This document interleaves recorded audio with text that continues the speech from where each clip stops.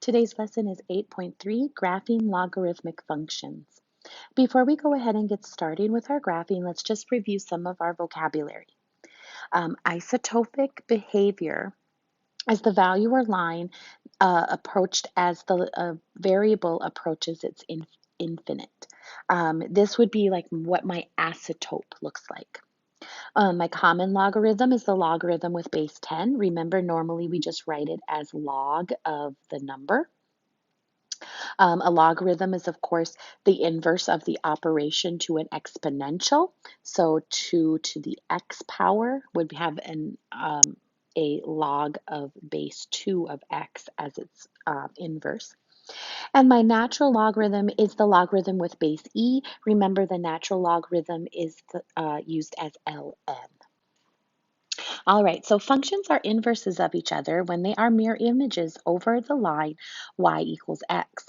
Logarithms are inverses of exponents. Therefore, if we reflect y equals b of x over y equals x, then we will get the graph of y equals the log of base b of x. So take a look here at our first function. Here is my asymptote between the two. And if I take my exponential function here of 2 to the x power, and I flip it over that asymptote, I get the log base 2 of x.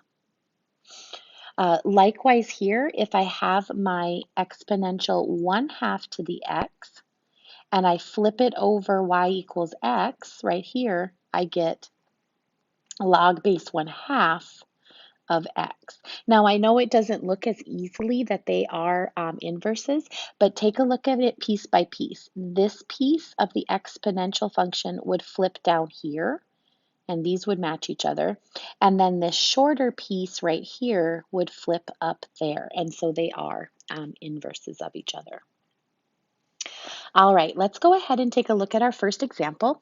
We are going to go ahead and graph y equals the log base 3 of x minus 4. We're going to go ahead and state the domain and the range. And we are, of course, going to talk about where our asymptote is. Before we go over to Desmos, because we can graph this in Desmos, I want to show you where you can find this log in Desmos. So let me go ahead and grab this for you guys. In Desmos, what I did was I pressed on this functions button right here. Once I pressed on the functions button, I went to the miscellaneous tab up here. I had to make sure that it moved from trig to miscellaneous. And then notice right here in the blue circle, there is log of base A. Notice right next to it is the log button. This is the base 10, the common log. And right up here is the natural log button. But what we're going to do today is we're going to use this log button right here. So you're going to press the functions button. You're going to bring it over to miscellaneous. And then there's the log that we're going to use in Desmos. All right, let me go ahead and get rid of this picture so that we can go ahead and look at Desmos to do our graphing. So let's bring up Desmos. There we go. And I'm going to go ahead and go to functions. And I'm already in miscellaneous, so I'm going to go ahead and hit that blue circle. Notice it's giving me a place to go ahead and put the base. Then I'm going to move my cursor in, and I'm going to go ahead and add in. There it is. All right, now, of course, I can move my graph, but I can see where the asymptote is. Now, this time, my asymptote is vertical. This time, my asymptote is vertical. Let me see here. Oh, it's squeezed in. Let me move this a little bit. There we go. So my asymptote is the vertical line there. It looks like it's just past the 5.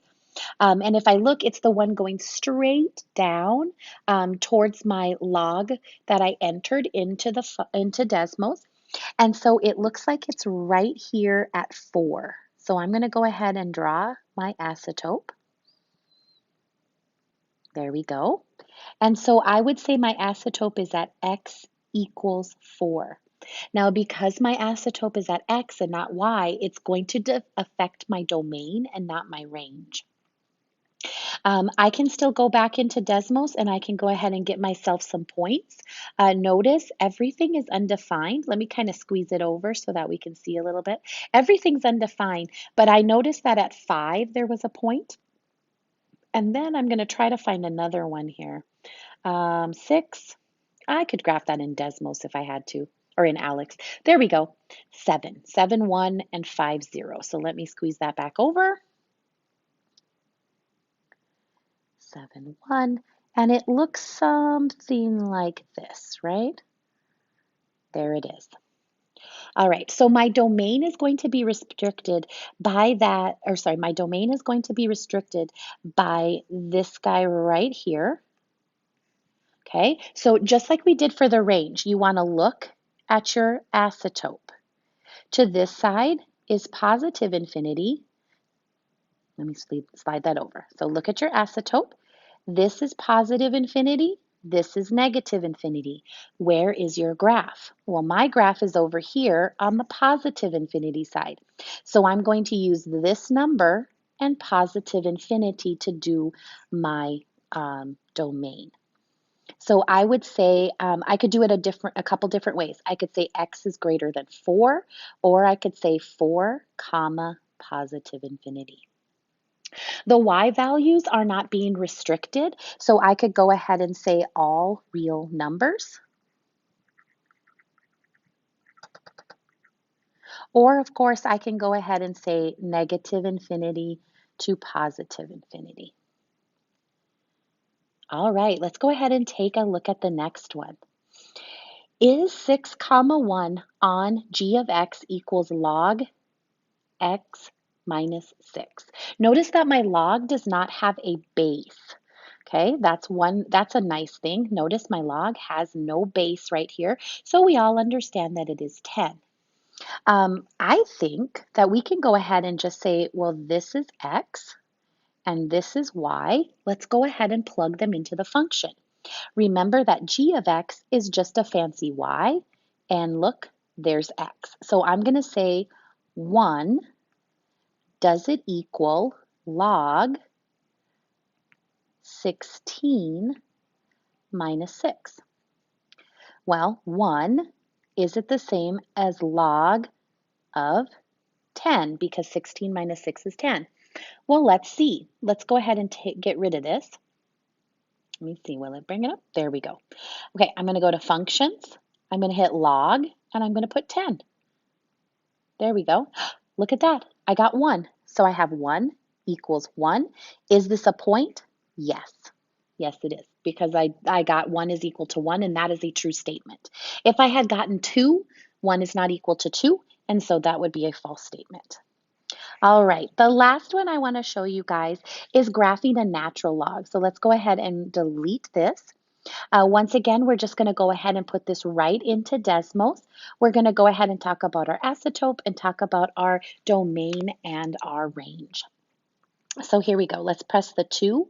Then we're going to go into the functions. And like I said, showed you, there's the natural log, x plus 1. Close up the parentheses. There it is. If I take a look, it looks like just past that -5, down past the 0, it looks like it's filling out that number right there. It looks like right here is where my asymptote is. Okay, this would be at x equals -1. So remember, this is restricting my domain now, not my range. So my range is still going to be all all real numbers. I can come in here and I can get my my points that Alex would need to have you graph. I'm just going to go ahead and put my 0, 0, and then I'm going to do the best I can to kind of just show you what the graph looks like. There we go. Because I know you guys are great at graphing this in Alex. Let me see if this will work. Oh yeah, it won't. By graphing that in Alex. All right, so let's talk about our domain. Remember that you just want to go ahead and you want to take a look at your asymptote. So take a look at your asymptote. Remember, to this side is negative infinity and to this side is positive infinity. Which side is your graph on? There's my graph. So I'm going to use positive infinity, and the number that I'm going to use is the number right here where my asymptote is, which also happens to be this number right here. That's why it's always a nice idea to actually write what your asymptote is. So since it is going to positive infinity, I'm going to say x is greater than negative 1, or I can say negative 1 to positive infinity. My range is going to stay all real numbers, because nothing is being restricted.